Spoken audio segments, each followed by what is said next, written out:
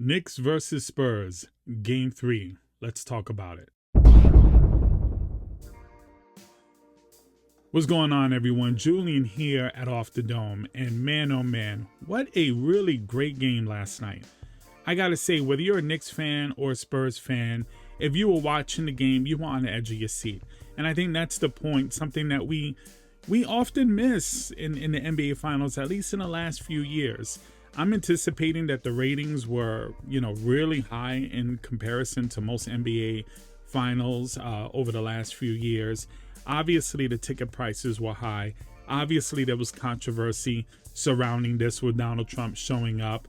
But if we're just talking about the game and the series, so here you have New York. They steal the first two games in San Antonio. And you can argue that they didn't steal the games. They just won the games in San Antonio. So they're up 2-0 after 53 years of not winning an NBA title and like 27 years without being in the finals. And here they are in New York City, Madison Square Garden. How do you not want to watch that, right? So going into that, the first thing people were thinking is New York is going to sweep.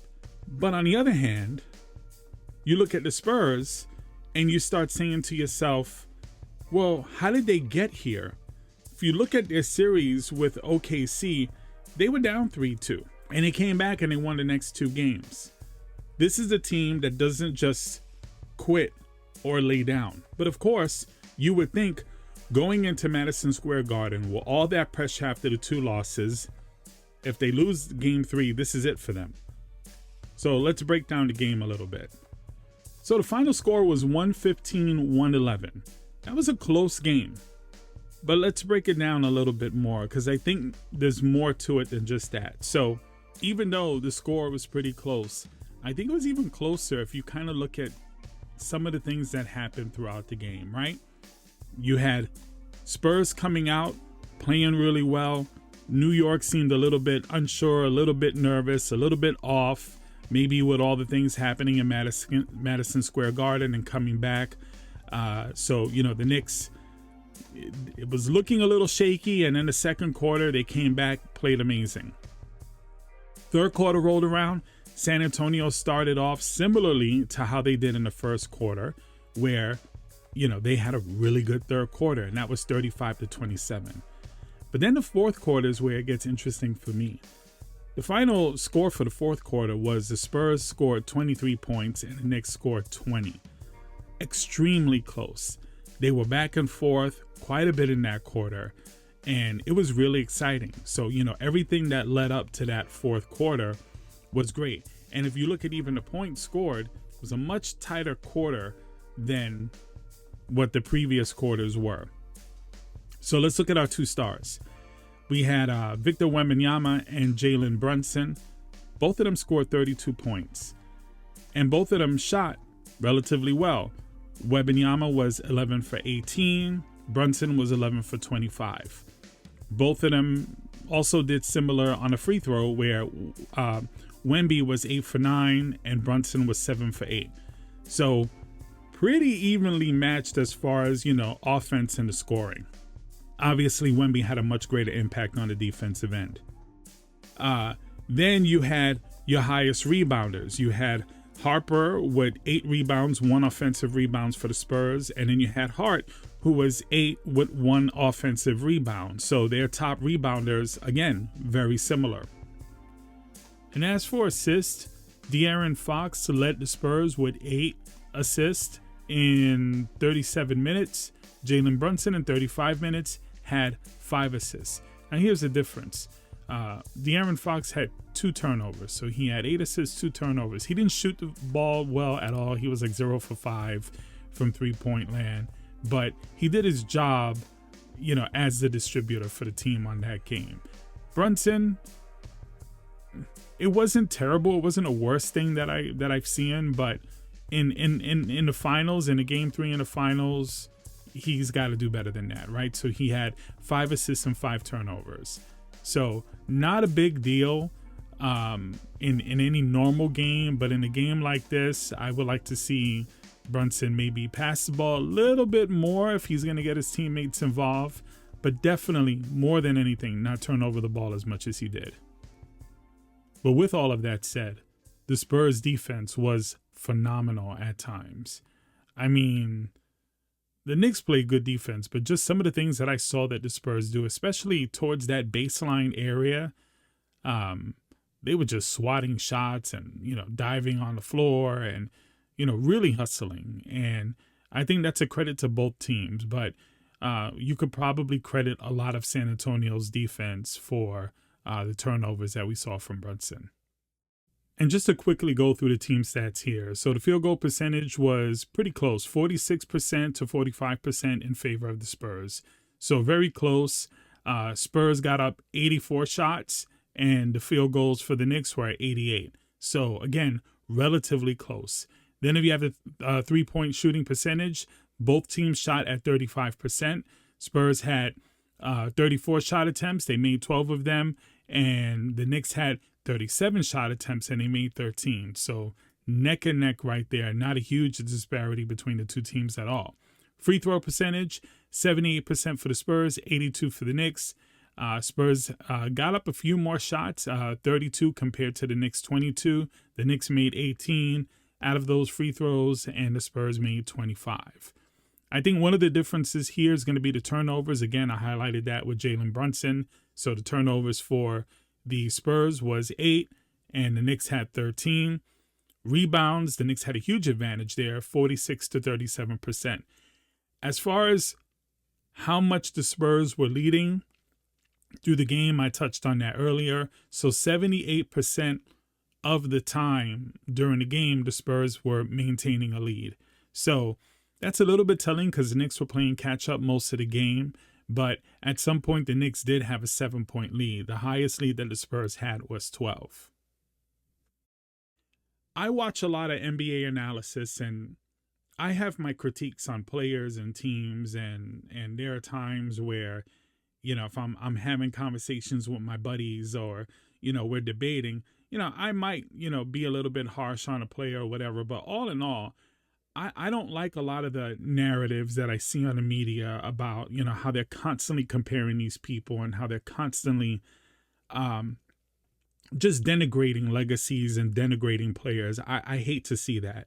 So on the coverage here, kind of like what I want to talk about, I want to keep it strictly about how good the game is. I think we've lost sight of that, right?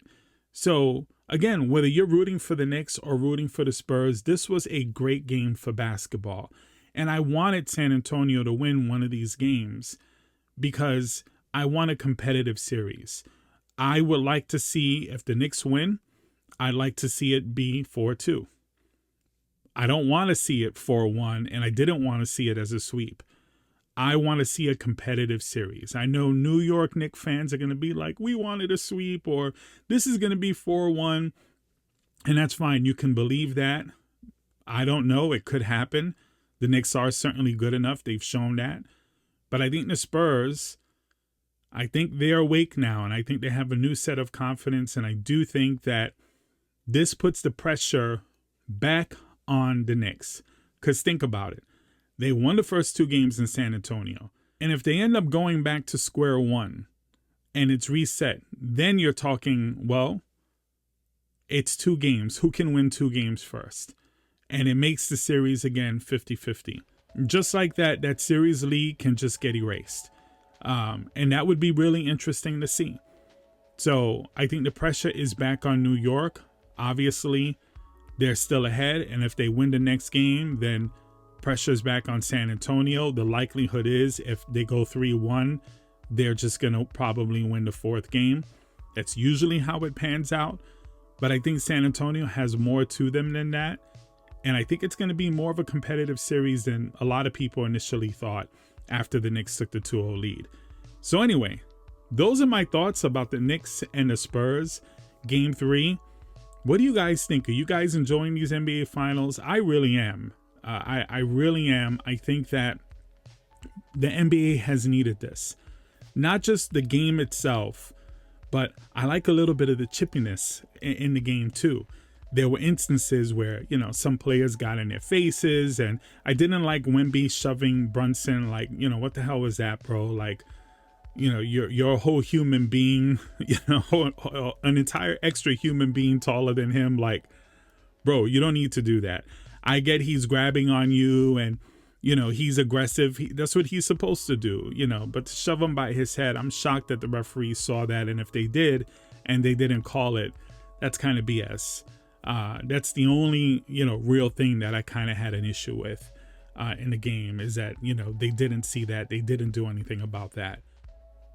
I think what makes this really dramatic as well, my last point here, is here the Knicks are. They are ahead 2-0. They beat San Antonio in San Antonio. And now they're going back home. Ticket prices are ridiculous.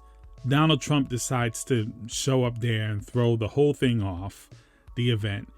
And then you have all of these celebrities just there. Just everywhere you look, there's a celebrity, from Jay-Z to Cardi B to obviously Spike Lee, a staple there, to Tracy Morgan, right? Like it didn't stop. There was a whole bunch of superstars there. And they're all cheering for the Knicks, and they're all freaking out. And the expectation in the city, expectation in New York, is that the Knicks are going to win, right? They painted all the lights. You see orange and blue all over the New York skyline. This is a celebration. Game 1, celebration in the street. Game 2, celebration in the streets. And now Game 3, where the game is actually at home, they lose. And this is the kind of drama that I want to see. Right? This is better drama, and this is better for the NBA than all of the celebrity gossipy type of stuff. I don't care who's dating who. I don't care about any of that stuff. If an NBA player was dating a Kardashian, I don't care. If Clay was dating Megan Thee Stallion, I don't care. You know what I'm saying? If LeBron James is team hopping, I don't care. If somebody, like Kyrie wants to make controversial statements, I don't care. John Morant wants to flash a gun, I don't care. Luka Doncic got fat on the offseason, I don't care. I don't want to keep hearing about this stuff over and over and over and over. We get enough of it. And as this stuff comes up, I'll probably cover it if it's, newsworthy. But this is the kind of news and drama that I want to see associated with the game that I love. It's who did what on the court, how great did they play, and relatively speaking, everyone played good. The difference between the Spurs and the Knicks winning in a lot of these games came down to just several plays or, tweaking a couple of things. Nothing dramatic, nothing where you just can look at the other team and be like, yo, that superstar completely folded, right? You're not seeing any of that, and I don't want to see that drama either. Both Brunson and Wemby played good. And the difference between the Spurs winning now came down to a couple of plays really in the fourth quarter. So this is what I want to see. Anyway, what do you guys think? Did you enjoy the game? Are you enjoying the series? Who do you think is going to win? Do you think it's going to be the Spurs? Do you think it's going to be the Knicks? Do you think the Spurs have any chance still? Do you think the Knicks are going to come roaring back and win? Who knows? Game 4. I'm looking forward to seeing what happens, and I hope you guys join me in that. So don't forget to like, share, comment, and subscribe. Keep in mind, that's the easiest thing you can do to support me and my channel, right? It's just a click away, and it only costs you a couple of seconds. With all of that said, thank you once again for watching. I'll see you next time. Peace.